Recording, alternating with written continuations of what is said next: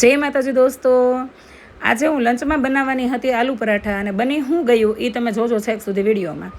તો બટાકા મેં મીઠું નાખીને બાફી લીધા છે, પણ આપણે હવે વઘાર કરી લેવાનો છે, એટલે સીધો હું વઘારનો જ વિડીયો તમને બતાવી રહીશું. તો વાસણમાં મેં 3 પાવડા ભરીને તેલ ગરમ કરવા મૂકી દીધું છે. સાઈડમાં મેં 3 થી 4 કાંદા અને 2 થી 3 ટમાટા ઝીણા ઝીણા કટ કરી લીધા છે. હવે તેલ ગરમ થાય ત્યાં હું છે ને એકસાથે 2 કામ કરવાના છે, કારણ કે લંચ ટાઈમે મારે બહુ ઉતાવળ હોય, તો 2-3 કામ ચાલુ હોય ઘરે. તો સાઈડમાં મેં લઈ લીધો છે મેંદાનો 500 ગ્રામ જેટલો લોટ, અને એમાં મેં સ્વાદ અનુસાર મીઠું નાખી દીધું છે, અને પછી એમાં નાખી દીધું છે ચડિયાતું મોણ.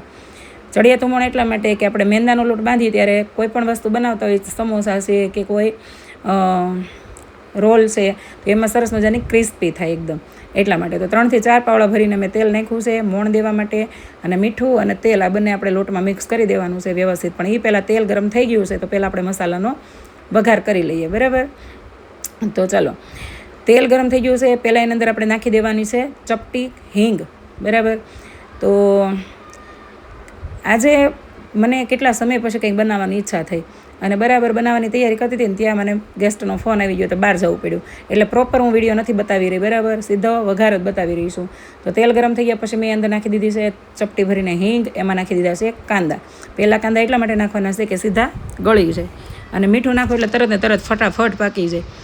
હવે કોઈ એમાં એવું નહીં લગતા બેન એલ્યુમિનિયમના વાસણ ન વાપરો. જેને મારા હેલ્થની ટેન્શન હોય ને એ બધાય મારા એકાઉન્ટ નંબર નાખી દઉં છું અંદર, એમાં મને એકાઉન્ટમાં પૈસા નાખી દેજો, સહયોગી બનજો, બરાબર. મારે સલાહની ઓછી જરૂર છે. તો વાસણ મારે નવા લેવા છે, કારણ કે હું કરિયાવરમાં વાસણ લાવી નથી ને વાસણ બધા અહીંયા હાહરિયાના છે, અને ત્યાં કંઈ આપણે ભાઈ આપણું હાકાય નહીં. અને જો મારે નવા વાસણ લેવા હશે તો મારે વરદી તમારા બધાને રાહ જોવી પડશે, બરાબર. તો કાંદા થોડા પાકી ગયા પછી એની અંદર આપણે નાખી દીધું છે આદુ મરચીની પેસ્ટ. આ બધી વસ્તુને થોડી વાર ગળવા દેવાની છે, ફૂલ ફ્લેમ ઉપર જ પકાવવાનું છે, કારણ કે ફટાફટ કાંદા પાકી જાય, બરાબર. અને પછી એમાં આપણે જે સમારેલા ટામેટા છે એ એડ કરવાના છે, પણ એ પહેલાં આપણે કરી લેવાના છે મસાલા. હાય હો, થાકી ગઈ બોલી. તમારે સાંભળી લેવાનો કૃષ્ણાબેન, તો વિડીયામાં પોરો ખાય, હવે થોડોક પોરો ખાઈ લો. તો ચલો મસાલા સમજાવું. કાંદા ગળી ગયા પછી એની અંદર નાખી દીધું છે મેં હળદર, થોડું ધાણા જીરું, થોડો ગરમ મસાલો ચડિયા તો નાખો તો ચાલે, કારણ કે આવી કોઈ વસ્તુ બનાવતા હોય ને એમાં ગરમ મસાલો ચડિયા તો નાખી શકાય, આદુ મરચીની પેસ્ટ અને ગરમ મસાલો. તો આ બધી વસ્તુ નાખી અને આપણે મસાલા બધા મિક્સ કરી દેવાના છે અને પકાવી લેવાના છે. પછી એમાં લાસ્ટમાં નાખવાના છે ટામેટા. તમે ટામેટા નાખીને પછી પણ મસાલા કરી શકો, એમાં કંઈ વાંધો નહીં. પણ ટામેટા લાસ્ટમાં એટલા માટે નાખવાના છે કે તરત ને તરત ગળી જતા હોય છે, પાકી જતા હોય છે. તો બધી વસ્તુ મિક્સ કરી અને મેં ડીશ ઢાંકી અને સ્લો ફ્લેમ ઉપર 5 થી 7 મિનિટ સુધી બધું પાકવા દીધું છે. કાંદા ટમેટા ગળી જશે, મસાલા પાકી જશે, પછી આપણે એને મિક્સ કરવાના છે અંદર બટાકા. ત્યાં બાંધી લઉં હું લોટ, જ્યાં સુધી શાક બધું ગળે અને મસાલા પાકે ત્યાં સુધીમાં.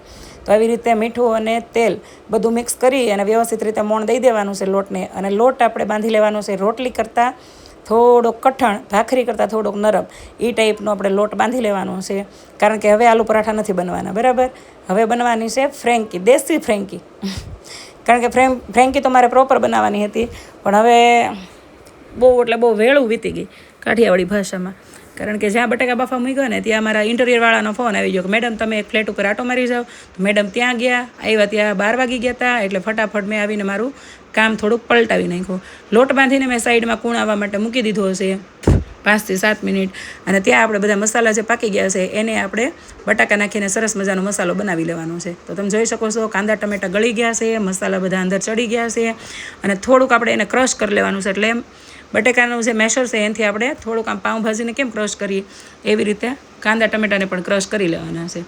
તો જોઈ શકો છો તમે, ચડિયાતું તીખું તમતમતું ગરમ મસાલો નાખીને અને મસ્ત મજાનો મસાલો આપણે બનવાનો છે. આદુ મરચી ચડિયાતા નાખ્યા છે અને કાંઈ ઘટે એમ નથી. હવે આની અંદર આપણે બટાકા નાખી અને બધું મેશ કરી અને મિક્સ કરી દેવાનું છે, બનાવી નાખવાનો છે મસાલો. પાછી થાકી ગઈ. થાક લાગે છે એનું કારણ છે કે હમણાં શરીર વધ્યું છે મારું બહુ. તો હવે કૃષ્ણા એવું વિચારે છે કે બેટા ઘરનો પ્રસંગ આવે, 6 મહિનાની જે વાર છે વાસ્તાની, 6 મહિના હું ગણું છું, એ પહેલાં કદાચ થઈ જાય, પણ ત્યાં વજન થોડુંક ઉતારવું પડે એમ છે, નકર આખો દિવસ હવનમાં નહીં બેહીએ કંઈ, પગમાં ખાલી ચડે છે. તો કેવું બધું મારું દુઃખ હારો કહેતી જાઉં છે, રેસીપી વિડીયોમાં સાંભળજો, કંટાળતા નહીં પ્લીઝ. હવે એની અંદર મેં નાખી દીધા છે ધાણા, ઉપરથી નાખ્યું છે અડધું ફાડું લીંબુ થોડુંક જ નાખ્યું છે, કારણ કે અંદર 3 ટમેટા મેં ઝીણા સમારીને એડ કર્યા છે એટલા માટે. અને હવે આ બધી વસ્તુને આપણે મિક્સ કરી દેવાની છે. તો મેં બધા મસાલા શાક અને મસાલા બધા મિક્સ કરેલા હતા, એની અંદર બટાકા નાખીને મેશ કરી અને મિક્સ કરી દીધો છે મસાલો આપણે સાઈડમાં હવે મૂકી દેવાનો છે. અને ચાખવું તો પડે, જો ભાઈ તીખું ને તમતમતું હોય અને ચાખવું ન પડી બને જ નહીં. તો ચાખી લીધું છે, પછી ભલે ખાઈ લેવાનું ધબાટી બનાવીને. કારણ કે કોકે મને એમ કીધું છે કે જીમે કરવાની ને ખાવાનું બધું બેલેન્સ રહે. અને કાઠિયાવાડી હોય ને એ સુરતમાં રહેતો હોય ને એને ખાવાનો શોખ ન હોય, એ તો બની જ રહ્યું ને. તો આપણે તો બનાવતા એટલું આવડે છે, તો બનાવ્યા કરીને ખાધા કરીને એ જીમમાં જઈને વાહવા જેવું. જિંદગીના હું ભરોસો ભાઈ, કાલ વ્યા જઈને પછી એમ થાય કે મને આલુ પરાઠા ને ફ્રેન્કી ને સમોસા ને બધું આવડતું હતું ને હું ખાઈ નહીં કે. કારણ કે હું કંઈ કરીને કપૂર તો શું નહીં કે લાખો રૂપિયાની ડીલ મારે સાઇન કરવાની છે અને મારા બોડી ફિગર જ ઉપર મારો ધંધો હાલે છે. બરાબર, આપણો ધંધો તો રસોઈના વિડીયો ઉપર હાલે છે. તો તમે જોઈ શકો છો મસ્ત મજાની નહીં પતલી નહીં બહુ જાડી એ ટાઈપની રોટલી વણી લેવાની છે. અને હવે સાઈડમાં મેં ગેસની ફ્લેમ ઓન કરી અને મૂકી દીધો હશે તવો ગરમ કરવા માટે. અને સરસ મજાની હું બનાવી નાખવાની છું દેશી ફ્રેન્કી એટલા માટે કે આની અંદર મેં કોઈ ફ્રેન્કી બનાવ્યો પ્રોપર મેં રેસીપી નથી હું વિડીયો પોસ્ટ કરતી, અને મારી સ્ટાઇલમાં. આને તમે મસાલા રોલ કહી શકાય, બરાબર આપણે, પણ મારે આનું નામ દેશી ફ્રેન્કી રાખવું છે. તમારે કંઈક અલગ નામ રાખવું હોય તો લખજો કમેન્ટમાં. તો આવી રીતે મસ્ત મજાની રોટલી વણી લીધી છે અને આપણે એને સ્લો ફ્લેમ ઉપર ચડવા દેવાની છે બે બાજુ. પછી આપણે એની ઉપર મસાલો નાખવાનો છે. છોકરાઓને બહુ ભાવે છે દેશી ફ્રેન્કી, કારણ કે ચીઝ હોય એટલે એને બધું ભાવે. અમારા સુરતિયા તો છે ને પાણીપુરીમાંય ચીઝ ખાય છે. અને એક તો મેં એવો વિડીયો જોયો હતો કે સોડા હોય ને પીવાની એમાંય ચીઝ નાખ્યું હતું, બોલો. એટલે સુરત એક પ્રયોગશાળા છે, ત્યાં બધી પ્રયોગ થાય બધા. અહીંયા જે નાના મોટા એક્સપેરિમેન્ટ થાય ને બધા અમારા અહીંયા સુરતમાં જ થાય છે. તો જુઓ તમે જોઈ શકો છો, રોટલી વણતા મને આવડી ગયું ને, આવડી જાય ને. કારણ કે જ્યારે મને રોટલી વણતા શીખવાડ્યું ને તે મારા ગૌઢાબા મારી સામે બે હતા, ચૂલામાં તાપ નાખતા. હું મારા પપ્પાના ટિફિનની રોટલી બનાવતી અને જરી કામ તેમ થાય ને તો મારા બા વેવણું હાથ ઉપર મારતા. તો એ બા નહોતા ગમતા, પણ અત્યારે બા એટલા યાદ આવે છે કારણ કે બા એ મને ઘડી છે. બા મારા કોલેજના પ્રોફેસર કહી શકાય, કારણ કે એણે જ મને બધું શીખવાડ્યું છે રાંધતા. મારા પપ્પાએ બધી મીઠાઈઓ અને બીજું બધી રસોઈ બનાવતા મારા બાએ. બીજું તો અહીંયા આવીને વિડીયા જોઈ જઈને આમનામ શીખી ગયા, પણ પારંગત કરી દીધા. હવે આવનારી પેઢીને આવી સ્ત્રીઓ અને આવી છોકરીઓ નહીં મળે કે જે રોટલી બનાવી શકે છે અને રોટલી કમાઈ પણ શકે છે. હા, હજી હશે કોઈ એવી છોકરીઓ જેના ઘરમાં મારી જેવી માં હોય તો પરાને રાંધતા શીખવાડે. બાકી અત્યારે તો માવું એમ કે મારી છોકરી ભણે છે, મારે તેને ભણાવવાની છે. એલા ભણાવવા સાથે થોડીક ગણાવજો. આગળ જઈને કદાચ પોતાનું કરવું તો પડશે જ. આખી જિંદગી કે હાહુ દાહોલા ન કરે, બરાબર. ઘણાઈને મારી આ વાણી નહીં ગમતી હોય, પણ ન ગમે એ કાંઈ વાંધો નહીં. એના માટે મારું લાગ્યું કે મારા વિડીયો હોતા નથી.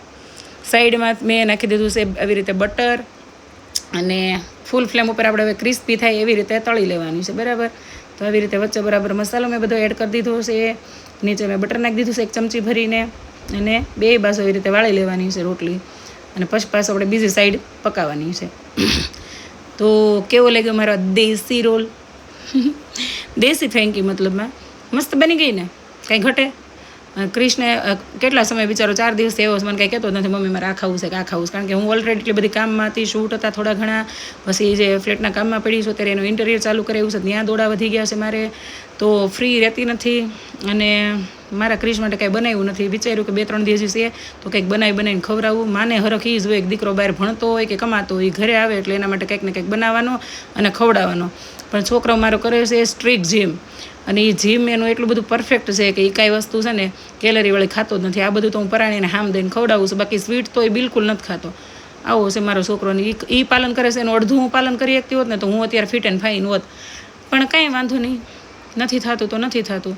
પણ છતાં હવે વિચારું છું કે ક્રિશુ 3-4 મહિના પછી પ્રસંગ છે ને તો તું થોડુંક જીમ કરી અને થોડીક ફિટ થા.